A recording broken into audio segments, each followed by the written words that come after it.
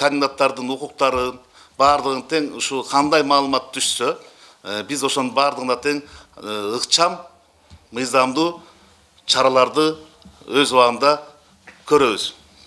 Андан сырткары айтып кетейин дегеним, мынакей биздин Кыргыз Республикасы президенти Садыр Нуркожоевдун койгон талаптарында айтып атат, шайлоо акыйкаттуу өтүш керек деп, туурабы? Мыйзам чегинде өткүлсүн деп. Ошол талаптардын негизинде биз дагы мынакей азыр министрдин буйругуна чыгарып отурабыз.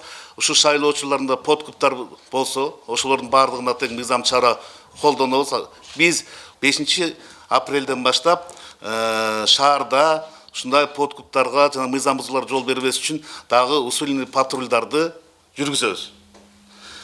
Өзүңүздөр дагы айтып кетейин дегеним, Ички иштер министрлиги биз ар кандай чагымчыл же болбосо мынакей маалымат каражаттарындагы туура эмес бурмолоо боюнча маалыматтар берип аткандарга абдан катуу реакция кылабыз.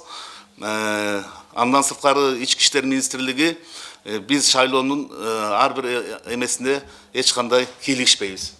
Биздин ушул өздүк курамга биз ар бир өткөзүлгөн ыкчам кеңешмелерде ушу жагынан катуу талаптарды коюп келатабыз. Шайлоодо бизде дагы бир өзгөчөлүктөрдү ушу коомдук тартип сактоодо Ички иштер министрлигинин кызматкерлеринен сырткары жергиликтүү бийликтер менен тыгыз коомчулук менен тыгыз иштерди алып барабыз.